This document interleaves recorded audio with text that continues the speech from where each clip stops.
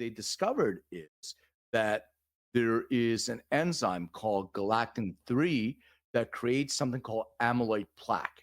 So amyloid plaque is the plaque that clogs our arteries in our heart, that what creates, like, heart disease, etc.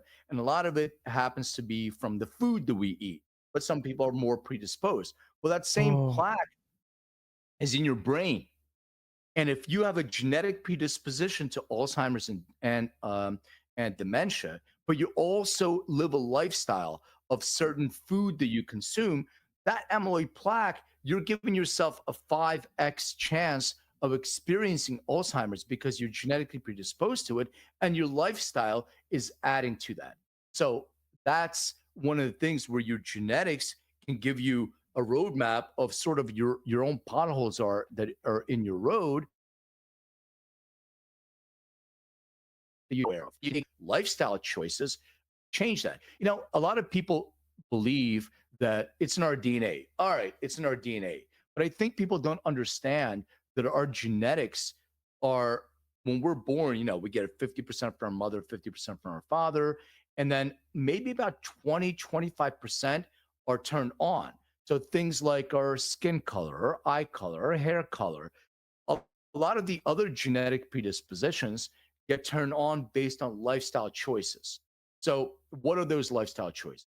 Well, food. Food is the biggest one. What things we put in our body? How do we supplement ourselves? What are the nutrients that we're receiving? Are we actually eating real food? Are we eating, not real food? Those are some things. The second thing is the exposure to things like pesticides, heavy metals, other things that we can be exposed to. That can change our epigenetic expression of our genetics. And also our own neurochemistry. You're talking about stress. Well, our own neurochemicals that we excrete, that can actually send messages and trigger the epigenetic expression of our genome. So if we know this about ourselves, I kind of look at it as our GPS of life. Now we know which roads to take, which roads to avoid. But if we're going through life blindly, we really keep stepping in the same pothole all the time. mm. Could you be more specific on which foods exactly help are bad for Alzheimer's, or you should prevent if you think you have like dementia and Alzheimer's in your family? Yeah, a lot of it has to do with the same exact foods that you would eat that clog your arteries in your heart. McDonald's, So basically. fast food, not real food, processed food, like anything that is processed, anything that's enriched. So in the United States, where I live, we do a really bad job in this food fortification. So enriching foods, like enriching our breads and our grains. Enriched foods is not real grain. So you're getting enriched bread and enriched pasta. You want to avoid that kind of stuff because it's simple carbohydrates, things that don't metabolize well. You know, like I said, additives and processed foods, seed oils, things of that nature. All these things will clog your heart arteries over time as well. Once you started eating saturated fats and all those things, after a while, and it's not for everybody, it's who have genetic predispositions, but they start, getting your arteries hardened. So all that amyloid plaque becomes hard, and it's much more difficult for your blood to get through that. Well, that's what happens in our neurotransmitters as well. They start getting that amyloid plaque, and it's getting smaller and smaller for those messages to get back and forth through your neurons to your synapse, and that triggers Alzheimer's. That those messages don't go through, so you're thinking, or your brain is trying to send a message, but it doesn't go through because it doesn't have enough of that space. So just eat, like the way that I would normally tell people, if something is not on, if you go to your supermarket, if it's not on the end of the aisles, refrigerator, it's something in the middle that has like all these additives.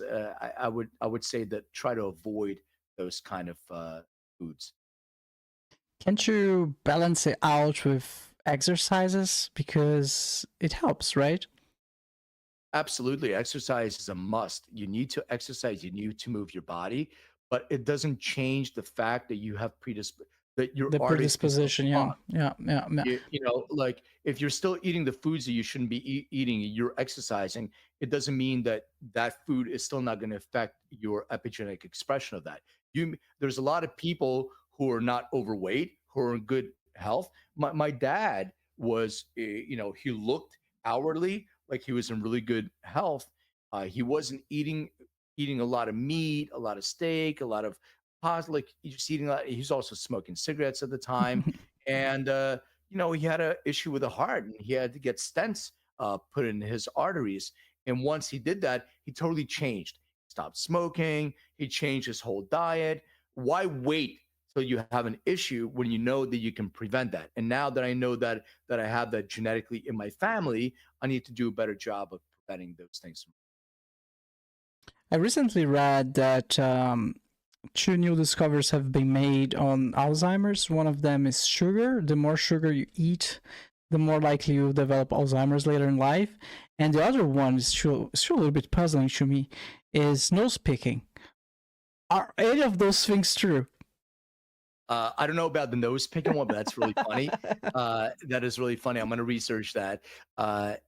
But the sugar, absolutely. Refined sugar is one of the worst things that you can put in your body. Ooh. We get glucose from our food, fructose. We get sugar from fruit, great sugar, but refined sugar is one of the worst. First of all, cancer eats sugar. You're feeding all that. And to answer your question about this notion of eating certain foods, well, there's a gene called APOE4. That gene says you are 5x more likely to develop Alzheimer's. You're 10x if you do certain things in your lifestyle, meaning eating lots of simple carbohydrates that convert to glucose anyway. You're eating sugar. You're eating processed foods. All the things that we talked about. That gives you a more likely chance, regardless if you work out or not. You can still experience those genetic predispositions. And the thing also that I want to mention is also these GLP-1s, right? So people are taking these products to help lose weight. I have nothing against pharmaceuticals. I think they've been exceptionally helpful, but we as human beings always look for shortcuts. What can we do to shorten the path? I don't mind that being sort of, hey, it's a quick shake for you. If it shakes you up and you're taking a GLP-1, great. But if you're going to depend on that as something you can do for your lifestyle without doing other things, you may experience issues. One of the things that I've read and I've talked to doctors a lot is there's a lot of older people that are coming into hospitals with fractures. They're falling down much more. They're breaking bones. Well, the GLP-1s, some of them, they actually reduce not only your fat content, but reduce bone density, muscle mass. So one of the things that doctors need to be doing is telling their patients if they're on a GLP-1, like Ozempic or whatever that is, that they also need to do a DEXA scan, which looks at your bone density, your muscle mass, etc., and then invite them to do some resistance training. So they also are working their muscles and bone density and not just losing, weight that's important for them to maintain that muscle mass and bone density. So we have to do a better job. Not me. I'm not a doctor, but doctors, healthcare professionals need to do a better job of communicating and collaborating with their patients. And I don't blame doctors. They have 100 patients or hundreds of patients. I'm my own patient. So if the more information I know to myself, the more I can collaborate with my healthcare professional, and we'll be in partnership for my own healthcare journey. I saw this TikTok the other day of this old lady. First day at the gym, I don't know, she was like 70, 80, something like that. And she was arriving at the gym like all slowly and,